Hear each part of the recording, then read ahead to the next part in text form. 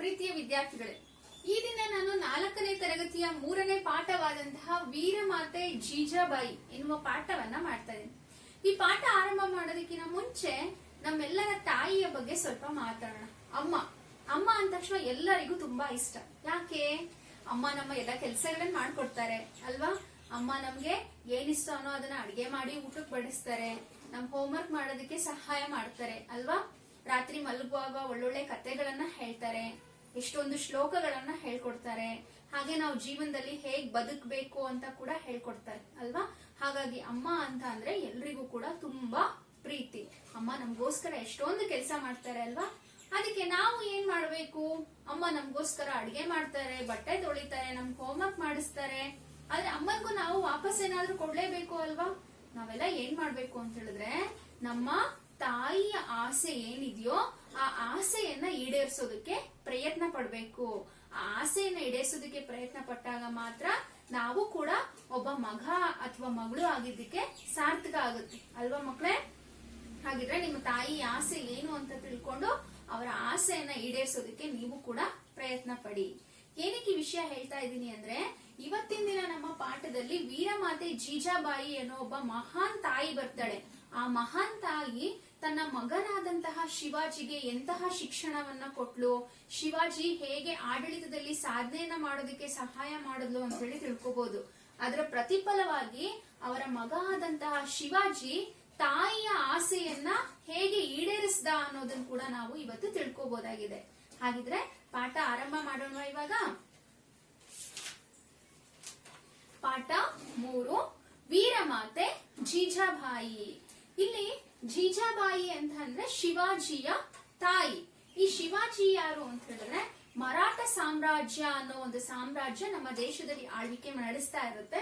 ಆ ಸಾಮ್ರಾಜ್ಯದ ಒಬ್ಬ ಪ್ರಸಿದ್ಧ ದೊರೆಗೆ ಈ ಶಿವಾಜಿಯ ತಾಯಿಯ ಹೆಸರೇ ಜೀಜಾಬಾಯಿ.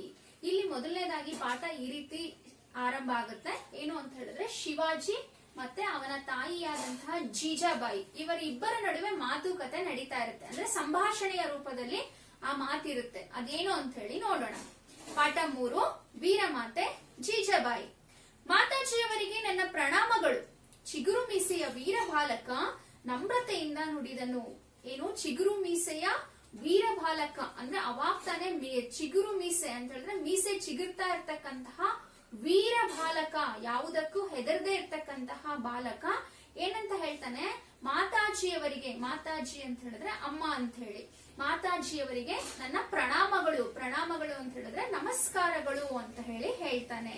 ಹಾಗೇನೆ ಆತ ಹಾಗೆ ಹೇಳಿದ ತಕ್ಷಣ ಹುಸಿ ನಗೆಯನ್ನ ಬೀರುತ್ತಾ ಅವನ ತಾಯಿ, ಬಾ ಕಂದ ಇಲ್ಲಿ ಕುಳಿತುಕೋ ಅಂತ ಹೇಳಿ ಹೇಳ್ತಾಳೆ. ಆಗಲಿ ತಾಯಿ ಎಂದು ಬಾಲಕ ಕುಳಿತುಕೊಂಡನು. ಅಮ್ಮ, ನನ್ನನ್ನು ಕರೆಸಿದ ಕಾರಣವೇನು? ನನ್ನಿಂದ ಏನಾಗಬೇಕು ಕೇಳು ತಾಯೇ ಎಂದು ಕೇಳುತ್ತಾನೆ ಬಾಲಕ. ಆಗ, ನಾನು ಹೇಳಿದ್ದನ್ನು ಕೊಡುವೆಯಾ ಮಗನೇ ಎಂದು ತಾಯಿ ಅಭಿಮಾನದಿಂದ ನುಡಿದಳು. ಆ ಬಾಲಕ ಬರ್ತಾನೆ ಅಮ್ಮನ ಹತ್ರ. ಅಮ್ಮ, ನನ್ನನ್ನ ಕರ್ಸಿದ್ರಲ್ಲ, ಕಾರಣ ಏನು?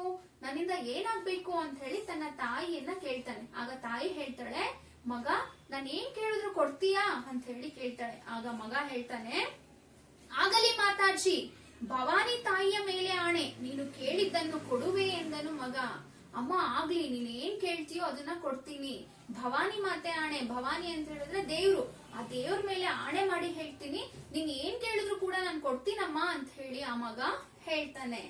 ಆಗ ತಾಯಿ ಮನಸ್ಸಿನಲ್ಲೇ ಯೋಚನೆ ಮಾಡ್ತಾ, ಕುಮಾರ, ಆಡಿದ ಮಾತಿನಂತೆ ನಾನು ಕೇಳಿದ್ದನ್ನ ಕೊಡಬೇಕು ಎಂದಳು. ನೋಡಪ್ಪ ಮಗನೇ, ನೀನು ಪ್ರಾಮಿಸ್ ಮಾಡಿದ್ಯಾ ಅಂದ್ರೆ ನೀನು ದೇವ್ರ ಮೇಲೆ ಆಣೆ ಮಾಡಿದ್ಯಾ, ಹಾಗಾಗಿ ನಾನು ಏನ್ ಕೇಳಿದ್ರು ನೀನ್ ಕೊಡ್ಬೇಕು, ಆಯ್ತಾ ಅಂತ ಹೇಳಿ ಹೇಳ್ತಾಳೆ. ಆಗ ಬಾಲಕ ಅದಕ್ಕೆ, ಕೇಳು ತಾಯಿ, ಅಗತ್ಯವಾಗಿ ನೀಡುತ್ತೇನೆ. ನಿನ್ಗೆ ಏನ್ ಬೇಕು ಕೇಳಮ್ಮ, ನಾನು ಖಂಡಿತವಾಗಿ ನಿನಗೆ ಕೊಟ್ಟೆ ಕೊಡ್ತೀನಿ ಅಥವಾ ನೀಡ್ತೀನಿ ಅಂತ ಹೇಳಿ ಹೇಳ್ತಾನೆ. ಆಗ ತಾಯಿಗೆ ತುಂಬಾ ಸಂತೋಷ ಆಗುತ್ತೆ. ನಾನು ಧನ್ಯ ಕಂದ, ಅಂದ್ರೆ ನಿನ್ನಂತಹ ಮಗನನ್ನ ಪಡೆದಿದ್ದಕ್ಕೆ ನಾನು ಧನ್ಯ. ಯಾಕೆ ಅಂದ್ರೆ ಇಲ್ಲಿ ತಾಯಿಯ ಆಸೆಯನ್ನ ಈಡೇರಿಸ್ತೀನಿ ಅಂತ ಹೇಳಿ ಮಗ ಹೇಳ್ತಾ ಇದ್ದಾನಲ್ವಾ. ಹಾಗಾಗಿ ಆ ತಾಯಿ ಏನಂತ ಹೇಳ್ತಾಳೆ, ಧನ್ಯ ನಾನು ಅಂತ ಹೇಳಿ ಹೇಳ್ತಾಳೆ. ಈಗ ಹೇಳುವೆನು ಕೇಳು, ನನ್ಗೆ ಏನ್ ಬೇಕು ಅಂತ ಹೇಳಿ ಇವಾಗ ಹೇಳ್ತೀನಿ ಕೇಳು. ಕೊಂಡಣ ದುರ್ಗವು ಮೊಘಲರ ವಶದಲ್ಲಿದೆ. ಕೊಂಡಣ ದುರ್ಗ ಅನ್ನೋದು ಒಂದು ಪ್ರದೇಶ. ಆ ಪ್ರದೇಶ ಮೊಘಲರು ಅನ್ನೋರು ಆಳ್ವಿಕೆಯನ್ನ ಮಾಡ್ತಾ ಇರ್ತಾರೆ. ಅವರ ಅಧೀನದಲ್ಲಿ ಅಥವಾ ಅವರ ವಶದಲ್ಲಿ ಇರುತ್ತೆ. ನೀನು ಹೇಗಾದ್ರೂ ಮಾಡಿ ಅವರ ಜೊತೆ ಯುದ್ಧವನ್ನ ಮಾಡಿ, ಅಂದ್ರೆ ಮೊಘಲರ ಜೊತೆ ಯುದ್ಧವನ್ನ ಮಾಡಿ ಆ ಕೊಂಡಣ ದುರ್ಗ ಪ್ರದೇಶ ಏನಿದೆಯಲ್ವಾ ಆ ಪ್ರದೇಶವನ್ನ ಗೆದ್ಕೊಂಡ್ ಬಂದು ನನಗೆ ಬಹುಮಾನವಾಗಿ ಕೊಡ್ಬೇಕು ಅಂತ ಹೇಳಿ ತಾಯಿ ಹೆಮ್ಮೆಯಿಂದ ಮಗನ ಹತ್ರ ಹೇಳ್ತಾಳೆ. ಈ ರೀತಿ ಸಂಭಾಷಣೆಯನ್ನ ನಡೆಸಿದಂತಹ ತಾಯಿ ಮತ್ತೆ ಮಗ ಯಾರು ಗೊತ್ತೇ? ಇವರೇ ನಮ್ಮ ಭಾರತ ದೇಶದ ಇತಿಹಾಸದಲ್ಲಿ ಶಾಶ್ವತವಾದಂತಹ ಸ್ಥಾನವನ್ನ ಪಡೆದಿರ್ತಕ್ಕಂತಹ ವೀರಮಾತೆ ಜೀಜಾಬಾಯಿ, ಹಾಗೆಯೇ ಆಕೆಯ ಮಗನಾದಂತಹ ಶಿವಾಜಿ. ಇವರಿಬ್ಬರ ಬಗ್ಗೆ ಇರ್ತಕ್ಕಂತಹ ಪಾಠ ಇದು.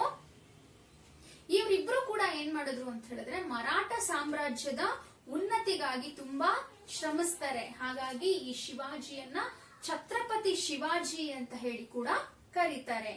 ಈ ಜೀಜಾಬಾಯಿಯವರು ಕ್ರಿಸ್ತ ಶಕ 1594ರಲ್ಲಿ ಲಖೂಜಿ ಜಾಧವ್ರಾವ್ ಅನ್ನುವರ ಮಗಳಾಗಿ ಜನಿಸ್ತಾರೆ.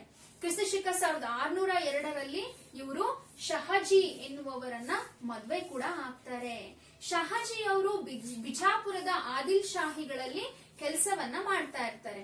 ಕ್ರಿಸ್ತ ಶಕ 1627ರಲ್ಲಿ ಶಿವನೇರು ದುರ್ಗದಲ್ಲಿ ಈ ದಂಪತಿಗಳ ಮಗನಾಗಿ ಶಿವಾಜಿಯು ಜನಿಸ್ತಾನೆ. 1627ರಲ್ಲಿ ಶಿವಾಜಿ ಜೀಜಾಬಾಯಿ ಹಾಗೆ ಶಹಾಜಿ ಎನ್ನುವವರ ಮಗನಾಗಿ ಶಿವನೇರು ದುರ್ಗದಲ್ಲಿ ಜನಿಸ್ತಾನೆ.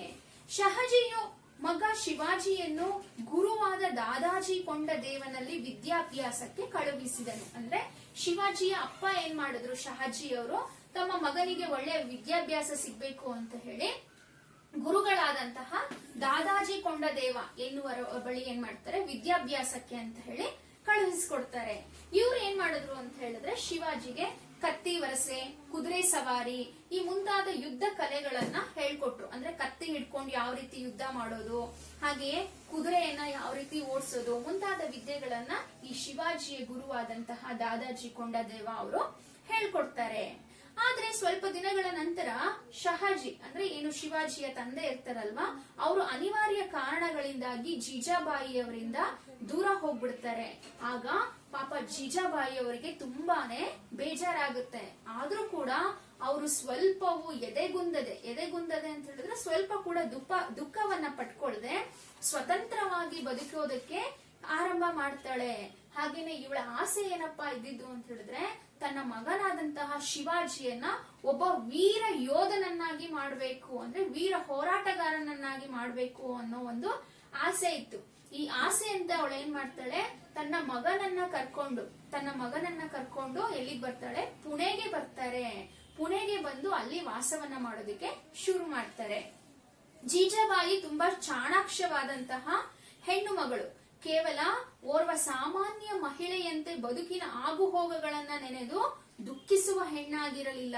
ಈ ಜೀಜಾಬಾಯಿ ಇದರಲ್ವಾ ತುಂಬಾ ಚಾಣಾಕ್ಷವಾದಂತಹ ಹೆಣ್ಣು ಮಗಳು, ಅಂದ್ರೆ ತುಂಬಾ ಚುರುಕಾಗಿರ್ತಕ್ಕಂಥವ್ರು. ನನ್ ಜೀವನದಲ್ಲಿ ಹೀಗಾಯ್ತಲ್ಲ, ಇಷ್ಟೊಂದು ಕಷ್ಟ ಬಂತಲ್ವಾ, ನನ್ ಗಂಡ ನನ್ ಬಿಟ್ಟು ಹೋದ್ರಲ್ವಾ ಅಂತ ಯಾವತ್ತೂ ದುಃಖ ಪಡ್ಲಿಲ್ಲ. ಆಕೆ ಏನ್ ಮಾಡಿದ್ಲು ಅಂತ ಹೇಳಿದ್ರೆ ಯಾವಾಗ್ಲೂ ಕೂಡ ತನ್ನ ಮಗನನ್ನ ವೀರ ಯೋಧನನ್ನಾಗಿ ಮಾಡ್ಬೇಕು ಅಂತ ಹೇಳೇನೆ ಯೋಚನೆ ಮಾಡ್ತಾ ಇದ್ಲು. ಹಾಗೆ ಇವಳ ಆಸೆ ಏನಾಗಿತ್ತಪ್ಪ ಅಂತ ಹೇಳಿದ್ರೆ ಆಸೆ ಪಡ್ತಾ ಇದ್ಲು. ಹಾಗೇನೆ ಪರಕೀಯರ ಗುಲಾಮಗಿರಿಯಿಂದ ಹೊರಬಂದು ಸ್ವತಂತ್ರವಾಗಿ ಜೀವನವನ್ನ ನಡೆಸಬೇಕು ಅಂತ ಹೇಳಿ ನಿರ್ಧಾರ ಮಾಡಿದ್ಲು. ಪರಕೀಯರು ಅಂತ ಹೇಳಿದ್ರೆ ಬೇರೆಯವರು, ಗುಲಾಮಗಿರಿ ಅಂದ್ರೆ ಅವ್ರ ಅಡಿಯಾಳಾಗಿ ಅವ್ರು ಹೇಳಿದ್ದನ್ನ ಕೇಳ್ಕೊಂಡಿರೋದು.